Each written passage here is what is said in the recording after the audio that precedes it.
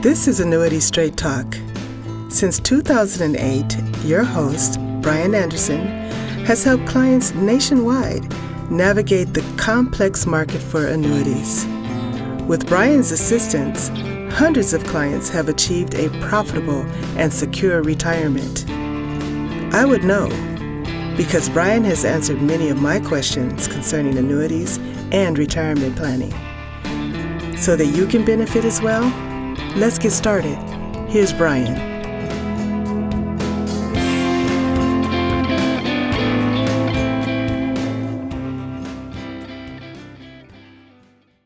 Hello and welcome everyone to the Annuity Straight Talk podcast, episode number 74. For those who don't know, my name is Brian Anderson, founder and creator of this podcast and the website annuitystraighttalk.com, where you can get all the answers to your retirement questions and an unbiased, no pressure approach to solving the problems that you foresee in those casual years of retirement.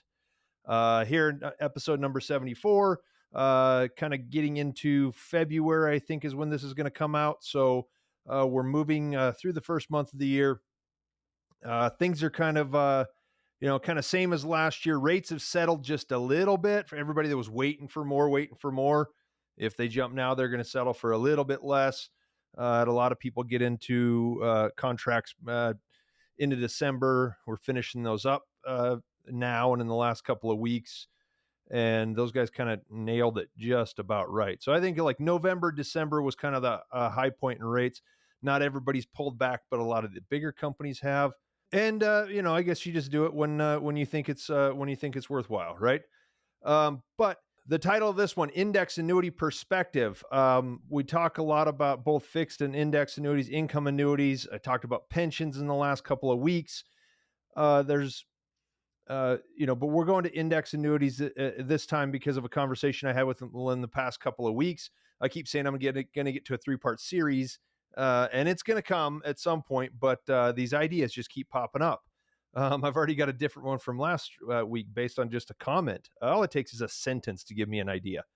So if you have got something to say, please say it. Respond to my emails when this goes out to the new email list. You can comment on, I think you can comment or like on YouTube or your podcast platform if you need that.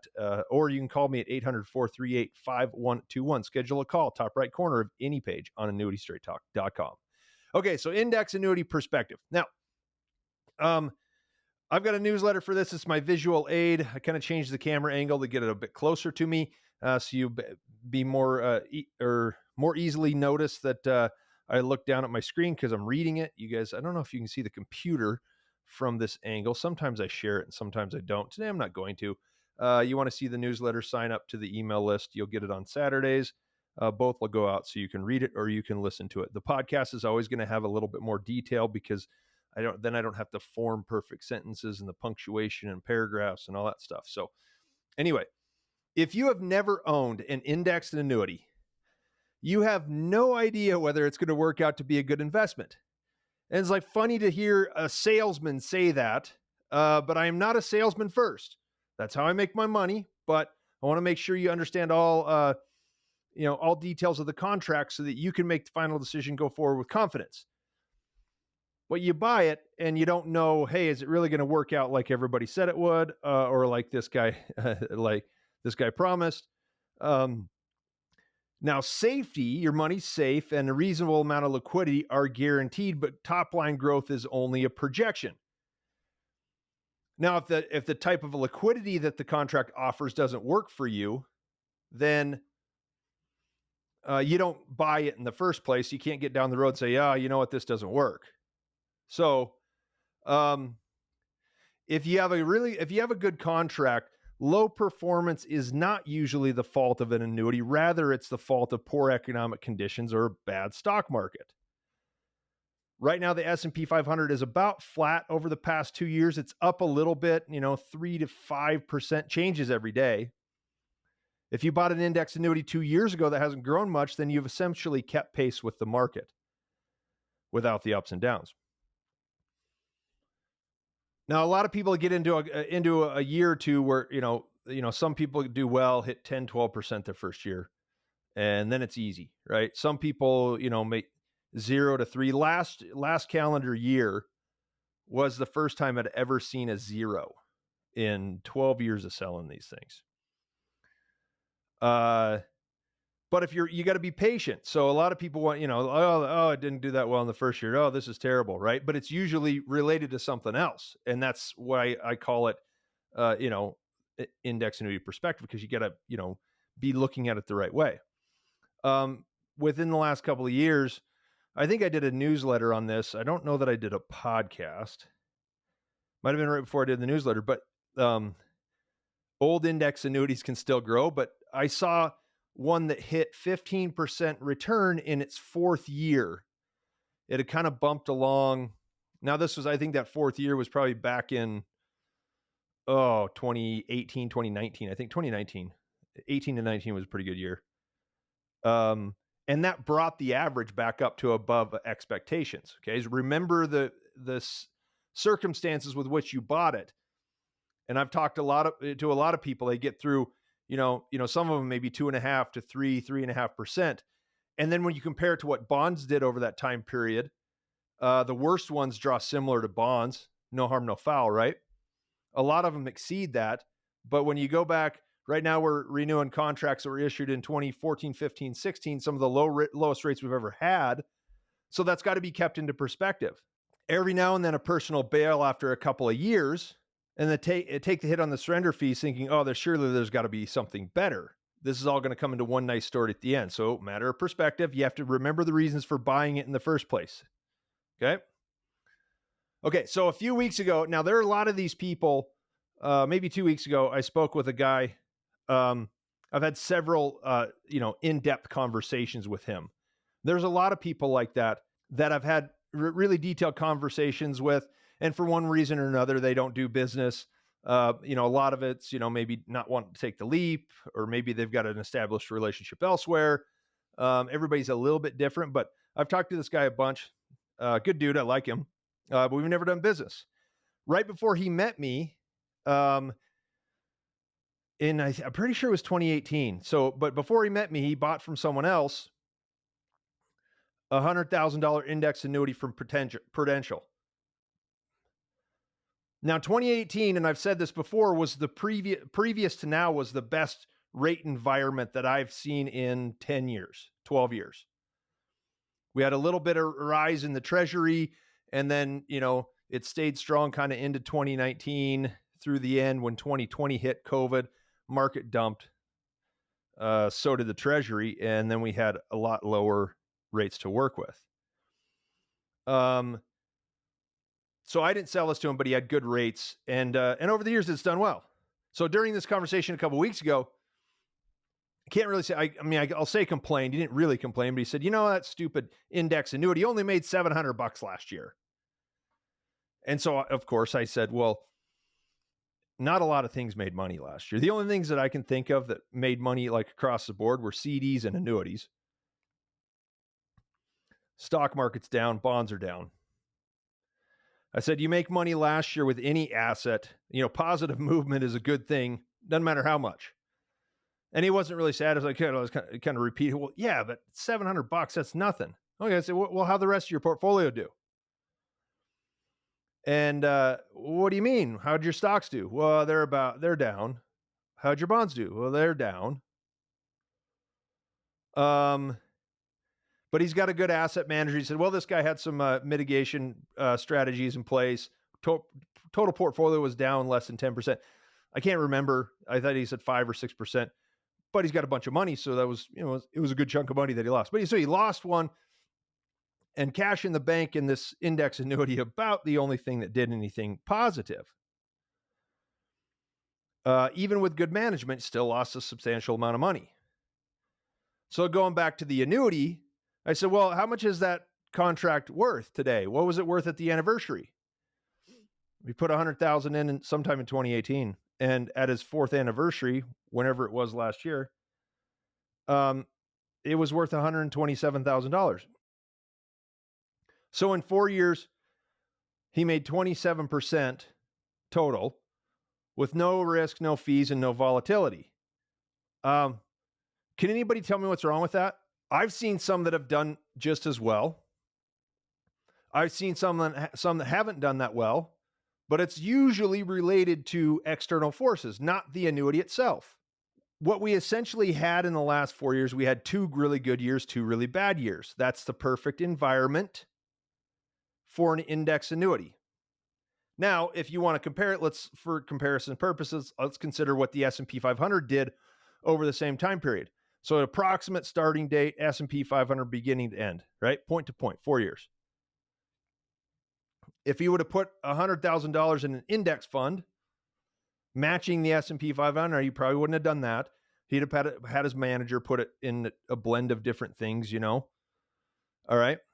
He would have had a total of $129,000 today. $2,000 more. But low point would have been about $80,000 in March 2020. And the high point would have been about $140,000 right after New Year's this time last year. So there's your volatility. With the ups and the downs, the index annuity have basically done just as well as an investment with 100% risk in the stock market. The annuity probably edges higher because he bought it with after-tax money. Non-qualified annuities get tax deferral, an open investment in the stock market. You're going to pay ordinary income on dividends. You're going to pay capital gains because funds buy and sell. Even if it's down in value, you get dividends and you get buying and selling. That's kind of one of those. That's really a sting to a lot of people where, if mutual funds are down in value for the year, they lose money and they still get a 1099 because of the dividends and the buying and the selling. Just one of those things that's not so great about it.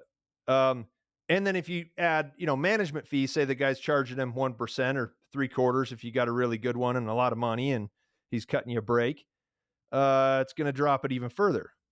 It's all about the right perspective with index annuities. So that part of the conversation started because he's thinking about buying another annuity and he's, he listens to the podcast and he wants to know, well, fixed or indexed.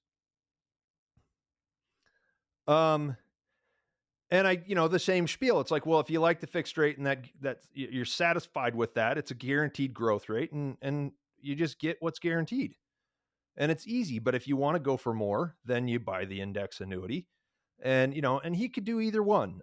He could afford to go for more. I in some situations, I say, why not? Right. That's me. And you have your own opinion, may be different. But he said, well, there's no good reason to buy an index annuity because the market's going to be terrible in the next few years. My broker and I both agree that it's going to be awful. So I say, wait, the guy that's got your money in the market says the market's going to be terrible. Okay, well, what are you doing with money in the stock market then? If we have volatility in times past, the most volatile markets produce the nice yields for annuities. And it's a result of how the contract functions, right? You rise up, you step flat, you rise up, you step flat. Okay, pretty simple. The best time to own an index annuity was probably from the decade from 2001 to 2010. If we have a similar experience for the next 10 years, which we cannot project or guarantee, but if you have a ton of volatility, you're likely to do pretty well in an index annuity. The rates you can get today are going to deliver incredibly great results with an index annuity. I'm not saying you got to go buy one, but, don't not buy one because you think the market's going to be rough. That's why. And if you think the market's going to be rough, so you're not going to buy an index annuity, then why invest in the stock market?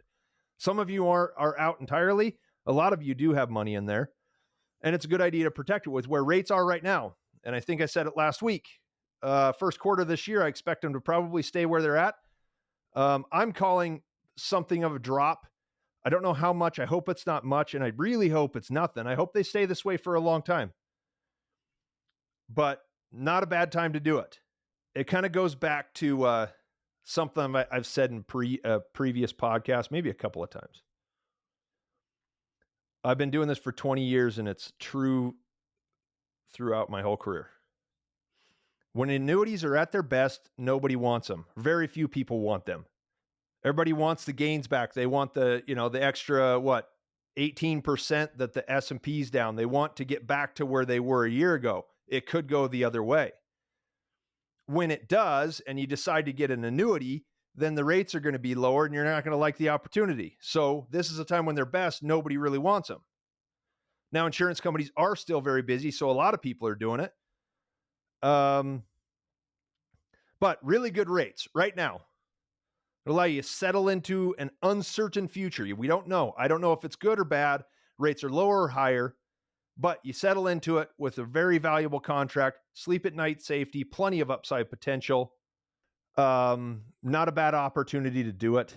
And I would appreciate a conversation with any of you who want to go into more detail about this. Again, episode 74, Index Annuity Perspective.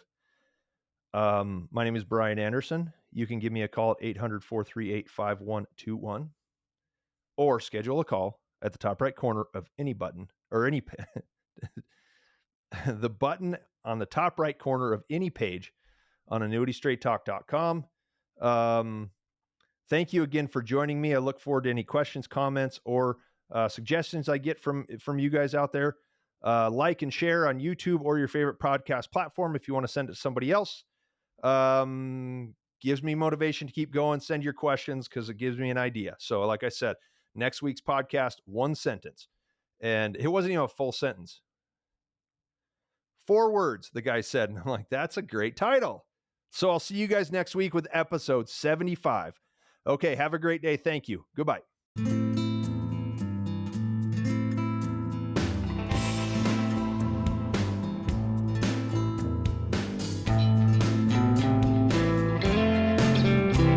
You have been listening to Annuity Straight Talk. The preceding information is for informational and educational purposes only and does not represent tax, legal, or investment advice. The views expressed by guests on this program are their own and do not necessarily reflect the views of Annuity Straight Talk or its partners.